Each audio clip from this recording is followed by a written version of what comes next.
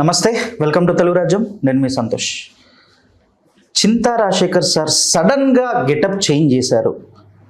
ఎందుకు చేంజ్ చేశారు?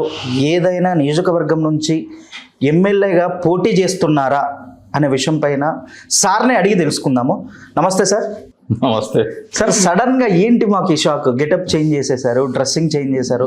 ఏదైనా ఎమ్మెల్యేగా కానీ ఏమన్నా పోటీ చేస్తున్నారా? ఈ డ్రెస్సింగ్కి దానికి సంబంధం ఏముంటుంది?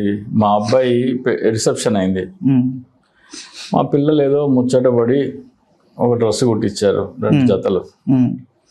అది వేసుకున్నాను.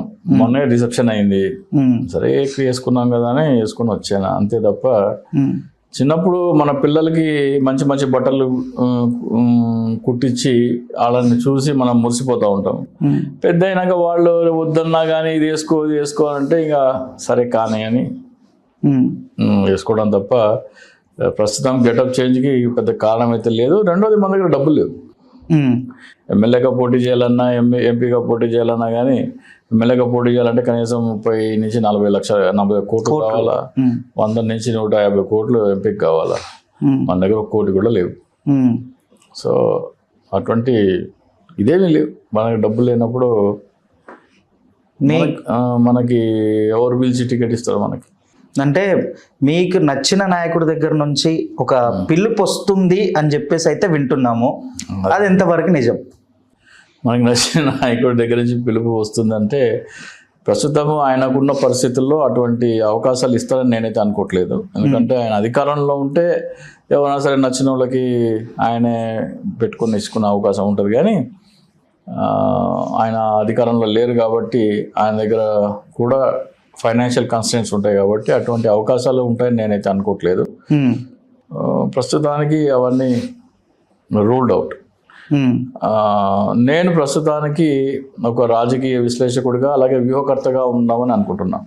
ఇంకా పొలిటికల్గా ఈ వయసులో నేను వెళ్ళి ఎమ్మెల్యేగా పోటీ చేసి ఎమ్మెల్యేగా పనిచేసి, నేను ఆల్రెడీ 60 ఇప్పుడు. సో ఎమ్మెల్యేగా పోటీ చేసి చేసేది ఏం పెద్దగా ఉండదు. మనకు ఫైనాన్షియల్ కన్సర్న్స్ లేనప్పుడు ఆ దృష్టి కంటే కూడా పొలిటికల్ స్ట్రాటజిస్ట్గా కొన్ని పార్టీలతో నడుస్తుంది. ఇప్పుడు యూపీ ఎలక్షన్స్లో ఒక పార్టీకి కీలకమైన అంశాలు స్ట్రాటజీ ఇచ్చే దిశగా ఒక వర్క్ అయితే నడుస్తుంది. అలాగే బ్యాలెట్ పేపర్ ఎన్నికలు తీసుకురావాలంటే ఏం చేయాలి, గతంలో ఈవీఎం వలన ట్రాన్స్పరెంట్గా ఎన్నికలు జరగట్లేదు, మోసాలు జరుగుతున్నాయి, ఎలా రుజువు చేయాలి, సుప్రీంకోర్టులో ఎలా రుజువు చేయాలి అనే అంశం మీద నేను ఆల్రెడీ గతంలో 2024లో ఎన్నికల సంఘం ఇచ్చిన ఒక స్టాండర్డ్ ఆపరేషన్ ప్రొసీజర్లో ఈవీఎం మోసాలు చేసే వాళ్ళని పట్టుకునేందుకు బదులు ఈవీఎం మోసాలు చేసేవాడిని రక్షించే విధంగా ఎస్ఓపి రూపొందించింది ఎన్నికల కమిషన్. దాన్ని నేను ఛాలెంజ్ చేయటము, 2024లో ఎస్ఓపి ఇచ్చిన దాన్ని నేను ఛాలెంజ్ చేయటము, ఎన్నికల సంఘం 1/6/2024 ఇచ్చిన ఎస్ఓపిని సవరించి మరొక ఎస్ఓపి ఎన్నికల సంఘం చేత జారీ చేయించడం అంటే ఏంటంటే, మేము గతంలో చేసిన ఎస్ఓపిలో తప్పులు ఉన్నాయి, వాటిని మేము సరిదిద్దుకుంటున్నాము అని ఎన్నికల సంఘం మెడలు సుప్రీంకోర్టులో ఉంచడం జరిగింది. నేను ఎన్నికల్లో పోటీ చేయలేదు కాబట్టి నేను ఎన్నికల సంఘం మీద కేసు వేయడానికి నాకు అర్హత లేదు. కానీ హర్యానా, మహారాష్ట్ర కాంగ్రెస్ అభ్యర్థుల చేత సుప్రీంకోర్టులో ఎన్నికల సంఘం ఎస్ఓపిని ఛాలెంజ్ చేయించి దాంట్లో 9 అవకతవకలు ఉంటే 5టిని సవరించి ఎన్నికల సంఘం మిగతావి పక్కన పెట్టింది. ఆ మిగతావి కూడా ఛాలెంజ్ చేస్తే ఏమవుతుందంటే, ఎన్నికల సంఘం చేతులెత్తి దండం పెట్టి, బాబు ఇంకా ఈవీఎం ఎన్నికలు మా వల్ల కాదు, మీరు బ్యాలెట్ పేపర్ ఎన్నికలు చేసుకోండి అని అంటుంది. సో ఆ మెటీరియల్ నా దగ్గర ఉంది. ఆ మెటీరియల్ ఏ పార్టీలకు ఉపయోగపడుతుందో వాళ్ళతో డిస్కస్ చేసి నా ఫీజు ఇంత, మీకు ఈ ప్రయోజనాలు వస్తాయని అదొకటి. యూపీ ఎన్నికల్లో సమాజ్వాదీ పార్టీ ఏ కార్యక్రమాలు చేస్తే గెలుపు దిశగా వాళ్ళ ఛాన్సెస్ మెరుగుపడతాయి అనే విషయం అక్కడ కూడా ఒక డిస్కషన్ జరుగుతుంది. అలాగే గత ఎన్నికల్లో జగన్మోహన్ రెడ్డి గారికి కూడా నేను ఒక స్ట్రాటజీ ఇవ్వడం జరిగింది. వాళ్ళు దాన్ని పట్టించుకోలేదు. ముఖ్యంగా ల్యాండ్ పూలింగ్ అనేది ప్రజలందరినీ దోచి గుప్పెడు మందికి దోచిపెట్టే చట్టం అని నారా లోకేష్ పాదయాత్రల దగ్గర, చంద్రబాబు నాయుడు మీటింగ్స్ దగ్గర, పవన్ కళ్యాణ్ మీటింగ్స్ దగ్గర భారీ ఫ్లెక్సీలు ఏర్పాటు చేసి ఆ సమాచారం ఒక డిస్ప్లే చేయమని చెప్పడం జరిగింది. అది కనుక చేసి ఉంటే ఇది ఎప్పుడు 2023లో చెప్పడం జరిగింది. 2023 నుంచి వైసీపీ ప్రచారం చేసింటే 5 లక్షల కోట్ల దోపిడీదారులు పవన్ కళ్యాణ్, చంద్రబాబు నాయుడు అని ప్రజలకి వివరించగలిగినట్టయితే ప్రజలు అసలు బీజేపీ కూటమిలోకి వచ్చేది కాదు. బీజేపీ కూటమిలోకి రాకపోతే ఈవీఎం ట్యాంపరింగ్ అవకాశం ఉండేది కాదు, జగన్మోహన్ రెడ్డి ఓడిపోయేవారు కాదు.